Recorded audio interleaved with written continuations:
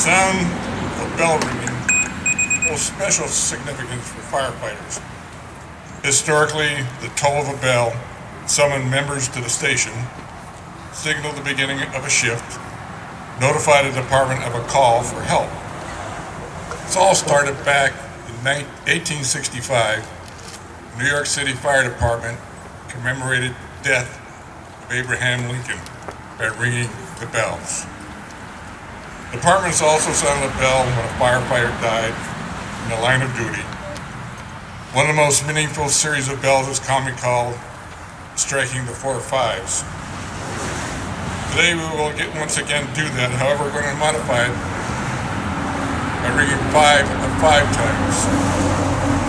If one multiplies these bell rings, it approximates the almost 3,000 killed on 9/11 in 2001. Now that you're standing, let me remind you of what took place that day. At 8:46 a.m., Flight 11 crashes into the North Tower with 64 passengers on board.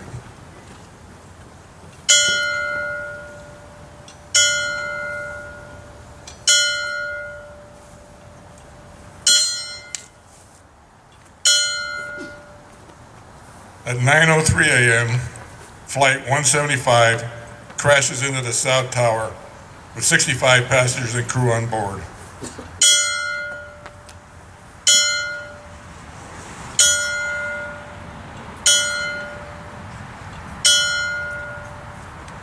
At 9:37 a.m., Flight 77 crashes into the western side of the Pentagon, 58 passengers on board.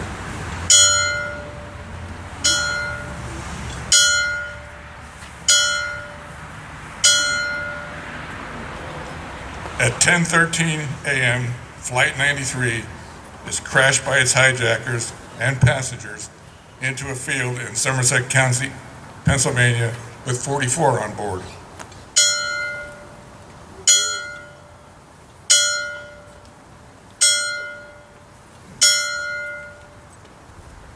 Between 9:59 a.m., the South Tower, 10:15 a.m., 5 stories of the west side of the Pentagon, and 10:28 a.m., the North Tower collapse.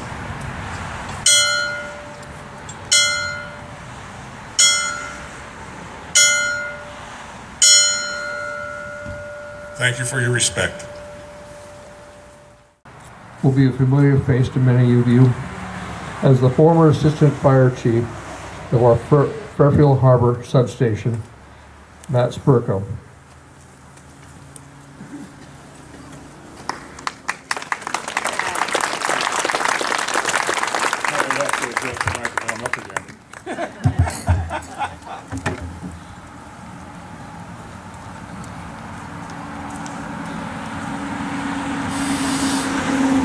September 11th, 2001 is a tragedy we remember today.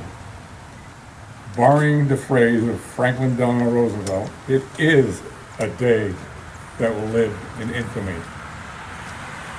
Most people remember where they were on that day.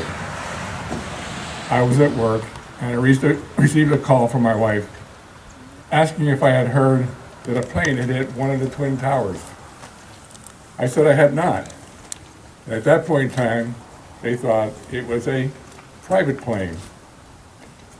After a few seconds of being on the phone with her, she screamed, said a second plane hit the Twin Towers. A short while later, another plane struck the Pentagon, and then another plane was forced to crash near Shanksville, Pennsylvania. All told, almost 3,000 people lost their lives directly from the attacks. Some 24 years later, too many people seem to have forgotten that attack. At the World Trade Center, 2,763 died after the 2 planes slammed into the Twin Towers. That figure includes 343 firefighters and paramedics, 23 New York City police officers, and 37 Port Authority police officers who were struggling to complete an evacuation of the building and save the office workers trapped on the higher floors. At the Pentagon, 189 people were killed, including 64 on American Flight 77, the airliner that struck the building. On Flight 93, 44 people died when the plane crashed in Pennsylvania. The aftermath has caused at least an additional 3,900 deaths due to the poisons in the area, affecting those assisting with the cleanup of the collapse of the Twin Towers.